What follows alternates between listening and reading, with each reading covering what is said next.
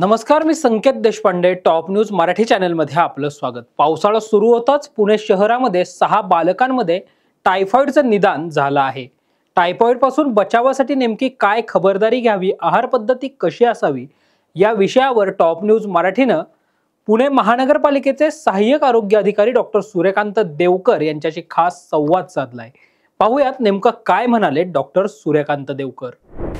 Sir, पावसाळा चालू झाला आहे आणि वातावरण चेंज होत आहे, हवामानात बदल होत आहेत. यामुळे सध्या लहान मुलांच्या आजारांचं प्रमाण सुद्धा वाढलं, प्रामुख्याने टायफॉइडचं प्रमाण वाढल्याचं दिसून येत आहे. तर महानगरपालिकेच्या आरोग्य विभागाकडून या संदर्भात काय खबरदारी घेतली जाते आणि काय काळजी घ्यायला पाहिजे? नमस्कार, मी डॉक्टर देवकर सूर्यकांत, सहाय्यक आरोग्य अधिकारी, पुणे महानगरपालिका.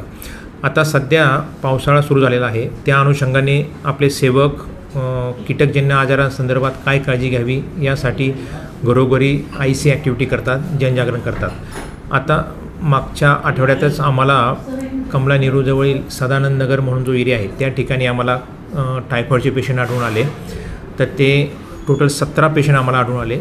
त्यापैकी कन्फर्म टायफॉइडचे 9 पेशंट आहेत आणि बाकीचे 8 ते सस्पेक्टेड आहेत. मग त्यांना ताप होता म्हणून आम्ही त्यांना ॲडमिट केलं, पण त्यांच्या 8 लोकांच्या टेस्ट निगेटिव्ह आलेल्या आहेत.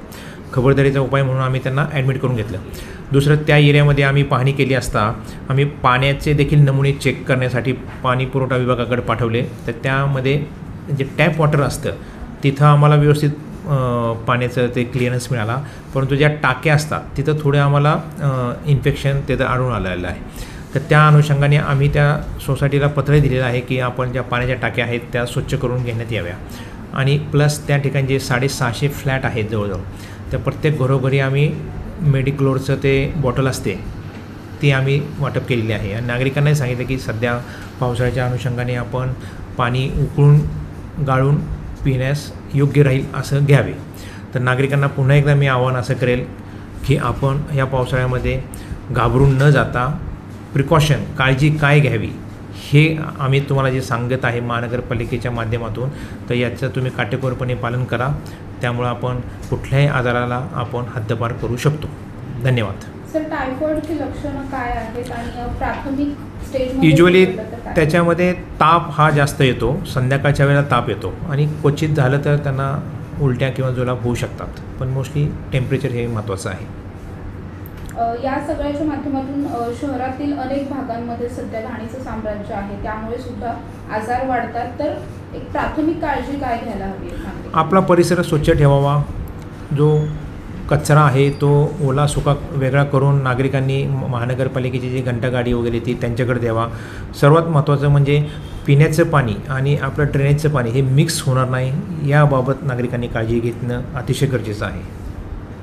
लहान मुलांची विशेषतः काळजी कशी घ्यावी? लहान मुलांसाठी हेच की आता डेंग्यूच्या जर केसेस युजली वाढत असतात ऑगस्ट सप्टेंबरमध्ये पावसाळ्यामुळं, तर मच्छर चावणार नाही ह्यासाठी नागरिकांनी आपल्या परिसरामध्ये पाणी साठे ठेवू नये. जास्त दिवस, 5-6 दिवसापेक्षा जास्त दिवस पाणी साठवायचं नाही. नंतर मुलांना मच्छरदाणीमध्येच शक्यतो झोपवण्याचा प्रयत्न करावा. आणि ज्या एरियामध्ये जर डासांची घनता जास्त आढळून आली तर त्वरित महानगरपालिकेची जे आरोग्य कोठी आहे त्या ठिकाणी त्यांनी संपर्क साधावा, जेणेकरून आपले कीटक विभागाचे जे लोक आहेत ते त्या ठिकाणी येऊन अळीनाशक फवारणी करून घेतील. सर, तुम्ही म्हटलात तसंच की फवारणी केली जाईल, मात्र बऱ्याचशा भागांमध्ये अशा प्रकारची फवारणी वर्षानुवर्ष सुद्धा होत नाही. तर या संदर्भात महानगरपालिका मी ते क्लिअर करतो. सुप्रीम कोर्टाच्या गाईडलाईन्सनुसार धूर फवारणी ही मर्यादित प्रमाणात केली जाते. ज्या ठिकाणी डेंग्यूचा पॉझिटिव्ह पेशंट आढळून येतो त्याच ठिकाणी धूर फवारणी केली जाते, अन्यथा धूर फवारणी केली जात नाही. आणि ज्या ठिकाणी डासांची घनता जर जास्त आढळून आली आम्हाला तर त्या ठिकाणी आम्ही एक धूर फवारणी करतो. हे झालं धूर फवारणीचं. आणि दुसरं अबेटिंग म्हणजे जे अळीनाशक फवारणी असते ती साप्ताहिक रोज केली जाते प्रत्येक ठिकाणी. ज्या ठिकाणी पाण्याचे साठे साठलेले असतात त्या ठिकाणी आपलं लार्विसाईड जे औषध असतं ते पाण्यात आपण टाकलं जातो.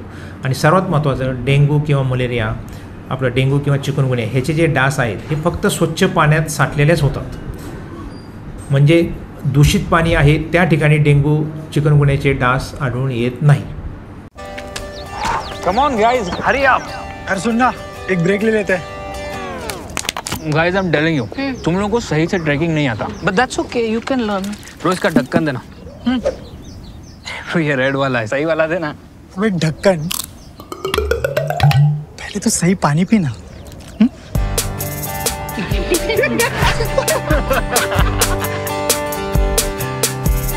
Manikchand Oxyrich, proudly Indian.